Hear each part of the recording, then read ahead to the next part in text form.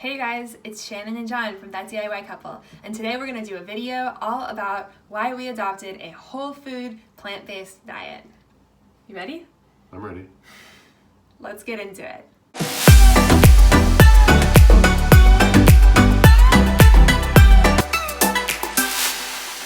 We adopted a whole food, plant-based diet probably 2 years ago at this point.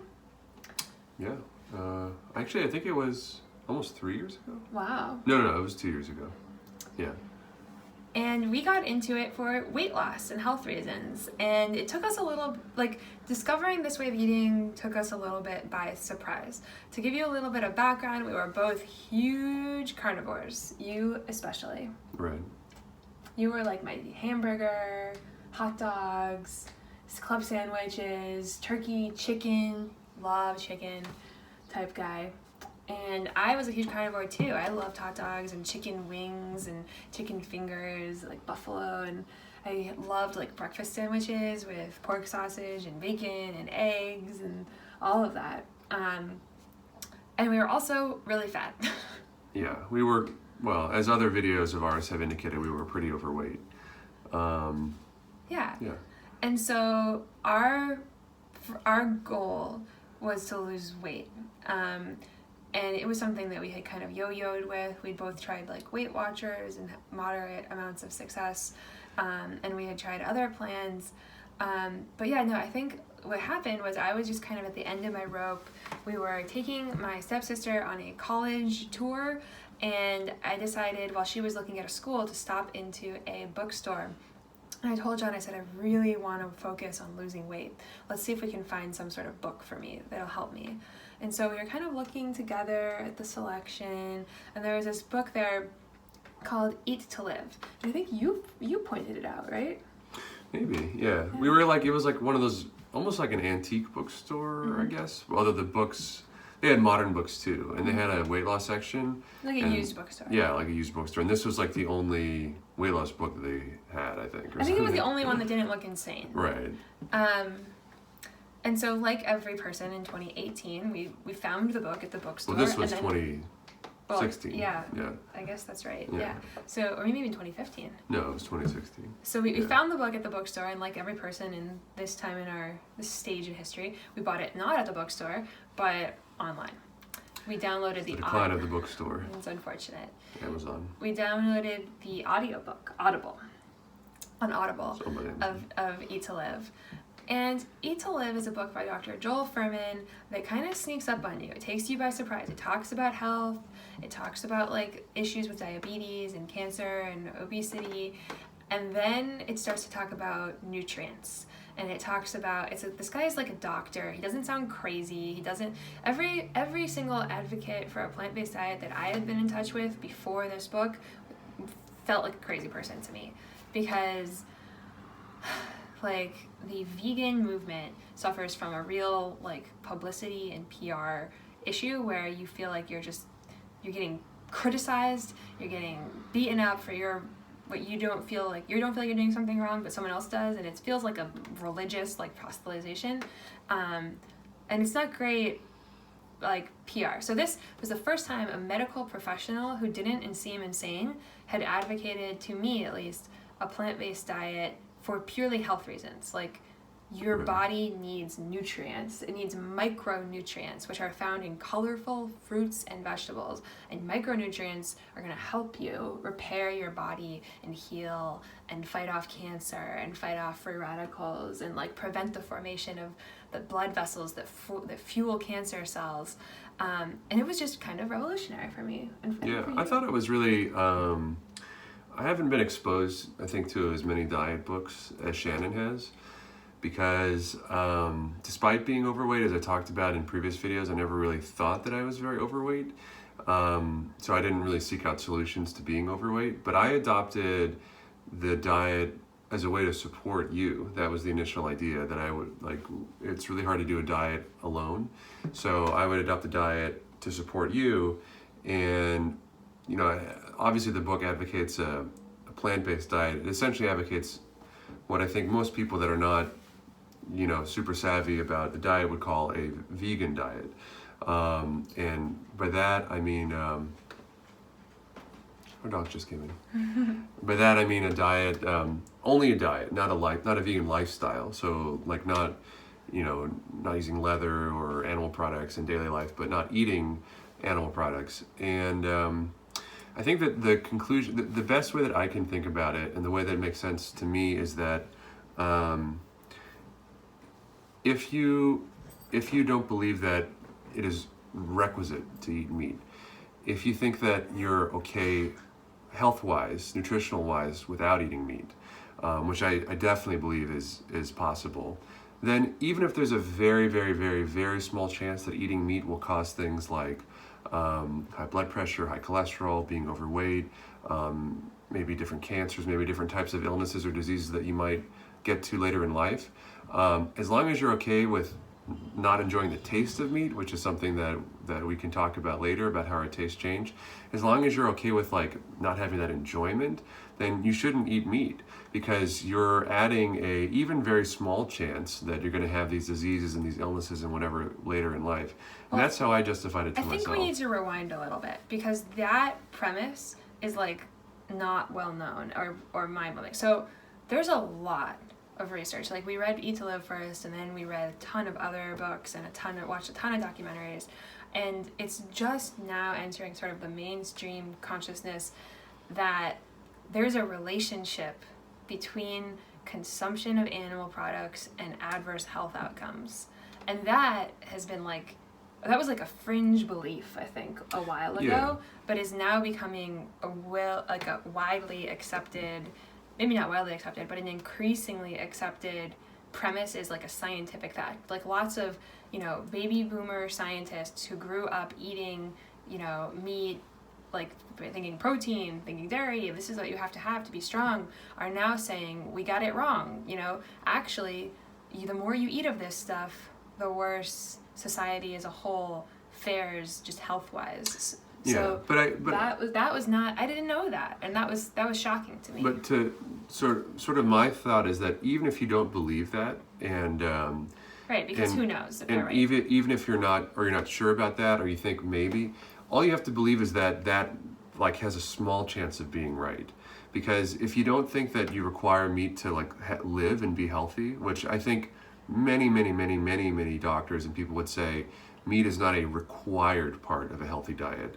I don't think anyone would really say must eat meat. I don't know if people look at it. I think that in the mainstream consciousness, the first question you get is, how do you get your protein? Right. But I'm saying if there's no sort of like special nutrients or special things that you can only get in meat. People don't realize that protein is also in beans, and protein is in dark leafy greens, and that like spinach has protein, and that like you don't, it's when you think about it and you realize that like the largest animals, a lot of the largest mammals on earth, like cows, some types of like gorillas and apes, and like like huge animals, for sure, like, which is what we call our protein. Like Ron Swanson, you're handing me the food that my food eats. Like those large animals get their protein from plants, and I think people don't realize that we can also get protein from plants. No, for sure. So yeah, that's the first.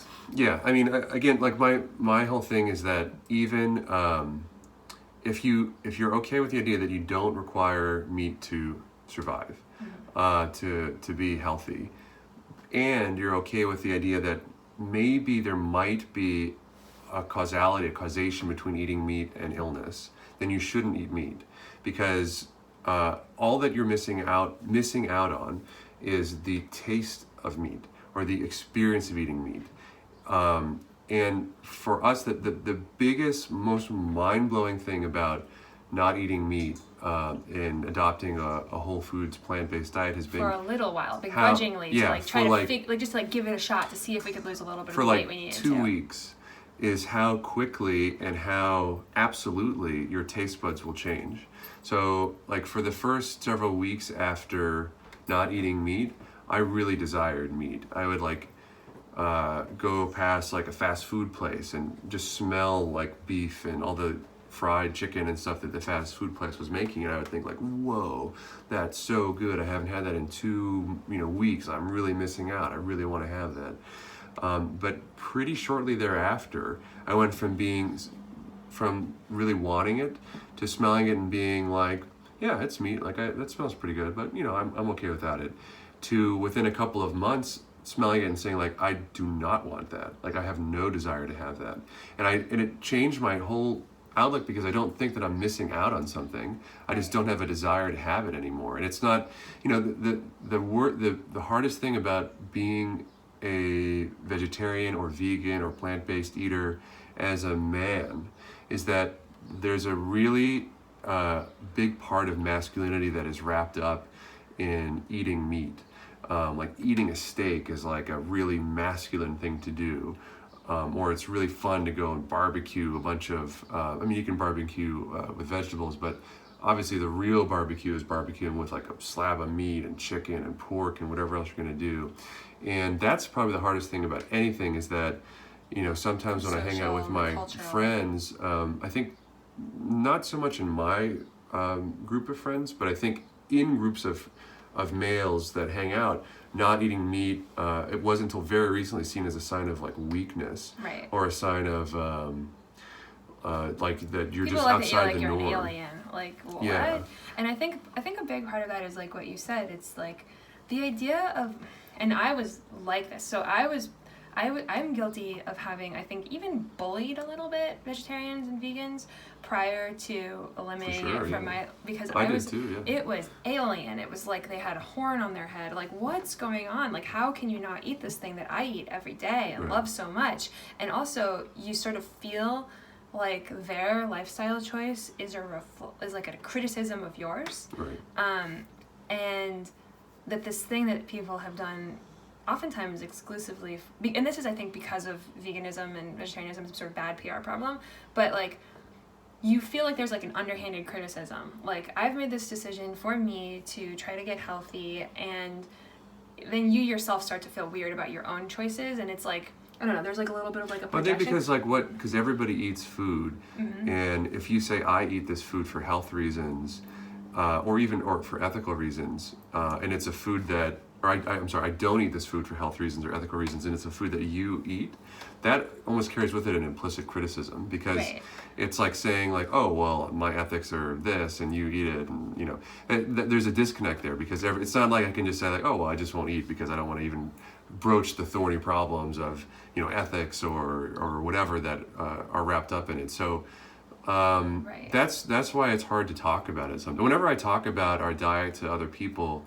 I always couch it, and I mean this sincerely, saying that this is what works for me.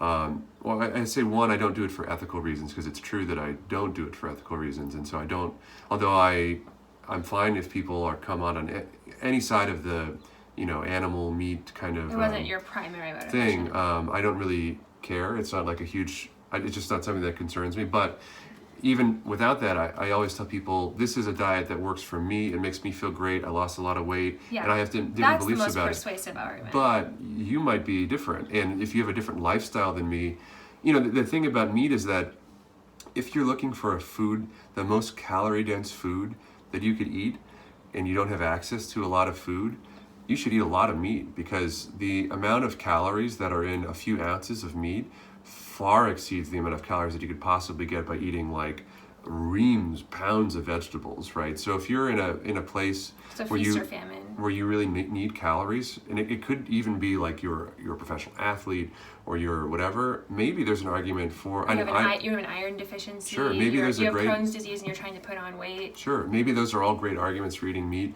I know that there are people in that category that don't eat meat for other reasons, that's fine. But, and even people that have sort of normal lifestyles might need to eat meat, or might want to eat meat for some reason. That's totally fine. I think a lot of people who are underweight, frankly, feel like they just can't not eat meat, or they can't keep their weight up. Like, they'll get too skinny. There's the human body.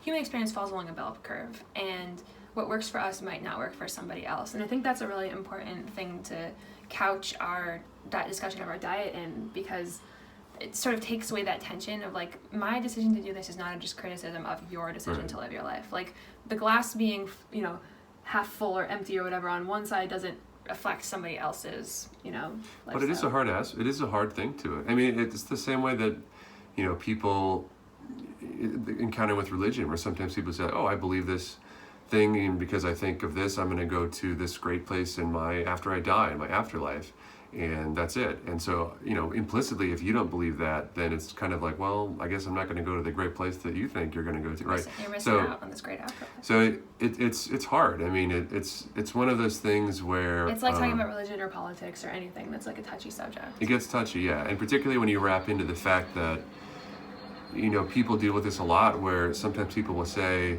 I want to lose weight, and then you'll respond to them in a way that is affirming that, right? If someone says like, I want to lose weight, and you say, oh, well, you can do this, that kind of implicitly means like, yeah, I think you should lose weight. I agree with you, right? Because one response is saying like, oh, you shouldn't lose weight, you look great, right? Or like, I want to feel more healthy, right? So it becomes one of those things where it's a hard topic to talk about, because I would never go to someone and say like, hey, you need to lose weight. I don't know about your life, right? Maybe you whatever, like, I don't care just about a rude thing to say. And it's just a bizarre thing to say, like, Yeah. you need to lose weight, Yeah. or like you need to feel more healthy, or you need to get more energy, or something like that. I would never do that. So trying to approach the topic, if someone asks like, how did you do it, I would say, well, here's how my technique, but you can do whatever you want. I mean, I'm just sharing my experience with you. So that's kind of what we do with these videos too, is not necessarily like proselytizing for it.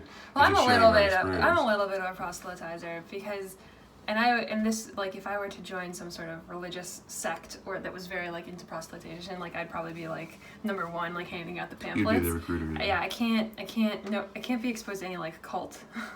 Yeah, no. Because I feel like it's been something that's just.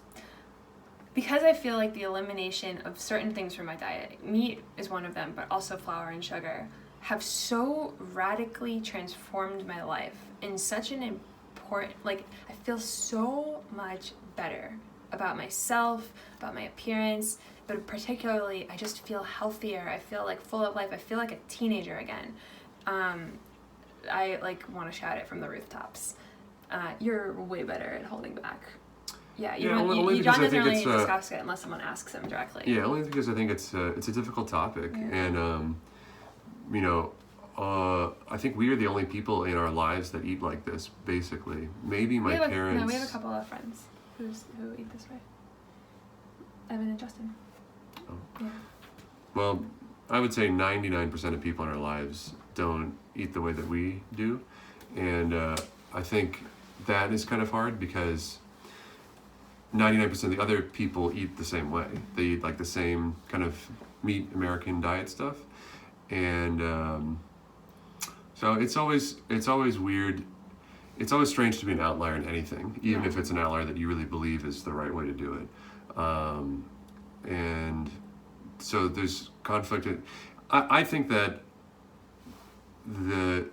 when veganism or vegetarianism or plant-based eating changes from what is perceived by the mainstream public as a niche thing to a thing that is happening for health reasons, or that is becoming popular with younger people, or people that are like not on the fringes of other things, for example. Like I think sometimes vegetarian and veganism gets wrapped up in social movements that not everybody is into, or politics that not everybody is into, or religious practices that not everybody is. I mean, you could easily see the same, like, oh, vegan, you must be really into, alternative medicine, or you must not believe that vaccines work, or you must not, or whatever.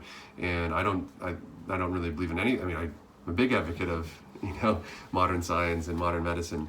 So so it's hard to disassociate that.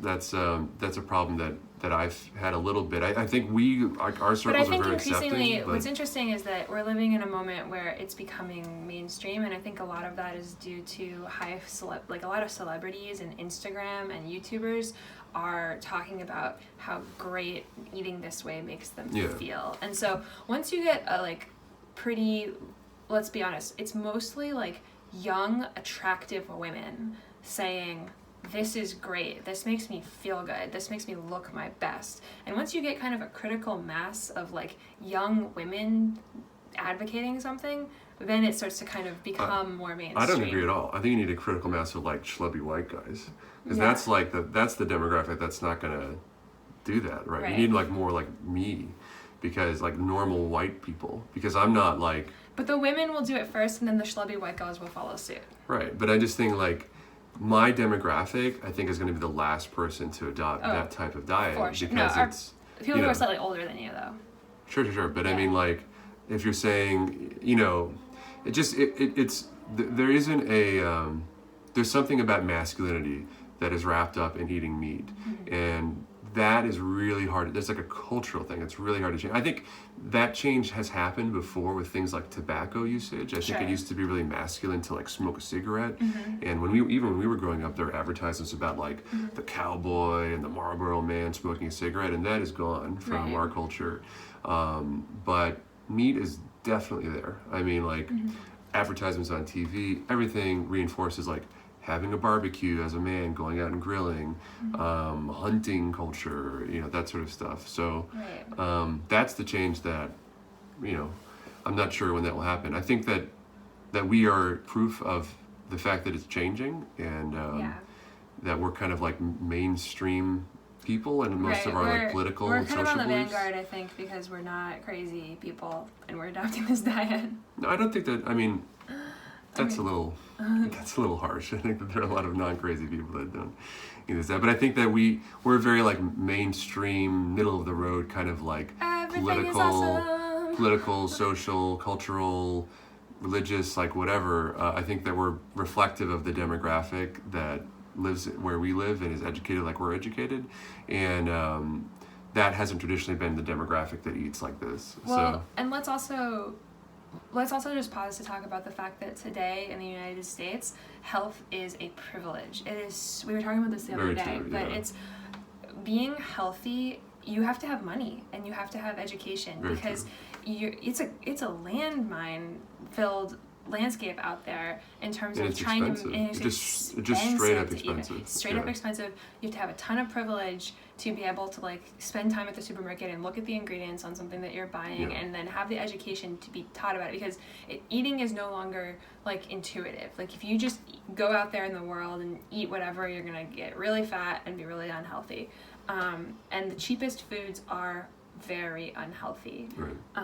No, that's a great point. I mean, it's very unfortunate, but it's totally a privilege thing. I think people that are less wealthy or live in like food deserts, like literal food deserts, it's impossible. It's really impossible to eat the way that we eat, and it's almost so impossible that there's no blame to be put. It's just impossible. You just don't have the money to do it. You don't have the resources to do it. You just can't be expected to do it. So that's another aspect of it too, is like advocating this diet is in some way advocating like a very privileged lifestyle. For sure. Because we're saying like, oh yeah, you should eat this way. But there are people that watch these videos, I know, that cannot afford to eat that way. Right. And that's really sad, but that's the reality.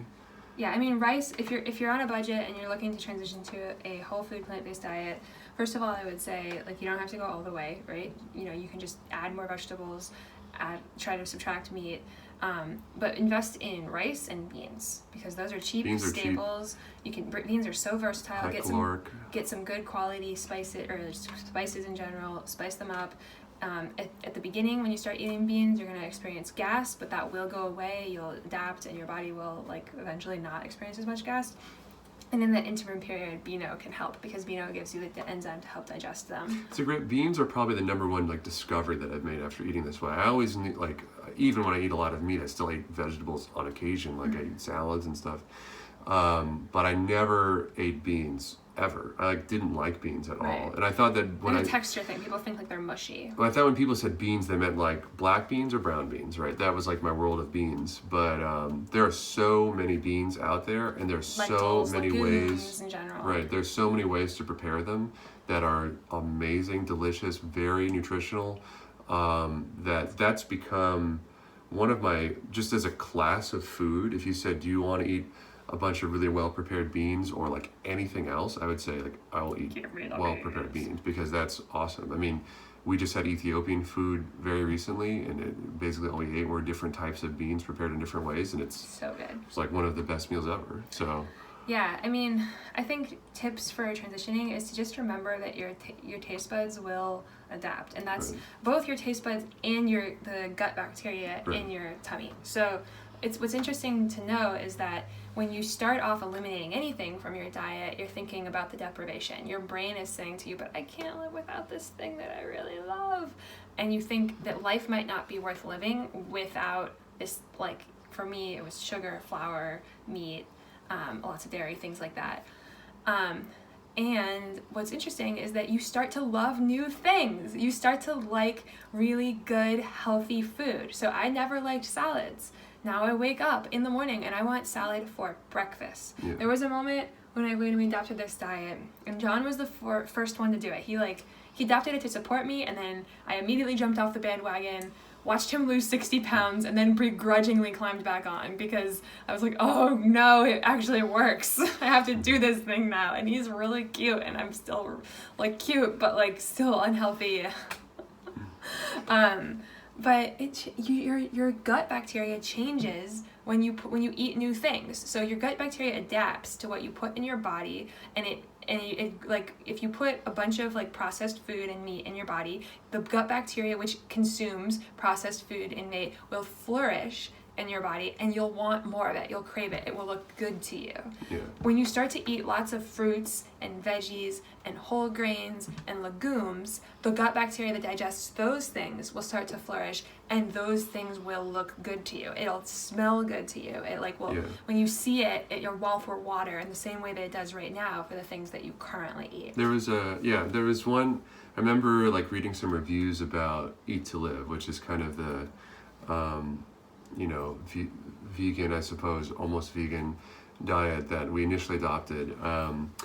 And it said, one of the reviewers said, it totally takes the joy out of eating. And I just remember that really vividly because I read that and I thought, that person doesn't understand exactly what Shannon was saying. That when you change what you eat, you also change what you desire to eat. And if you've never changed what you eat, you won't know that. So that's a really important point. When you change what you eat, you begin to enjoy different things. And you will not think that you're missing out on bacon or on hamburgers or whatever you Now that stuff that I used to love looks gross to me. Right. In the same way that the stuff that I eat now looked disgusting to me 3 years ago, like a bunch of beans, or like a bunch of broccoli or a salad. So just stick with it. Yeah. If you're with any change that you're making to your diet, even if you're going to Converse and you like need to get more meat in your diet, just like stick with it. You'll start to like it eventually. Yeah. Cool. Yeah. So if you guys have questions for us, this is a long video. If you have questions for us, comments, comment down below. We'd love to hear them. And thank you so much for watching. Until next time. Bye, guys. Bye, guys.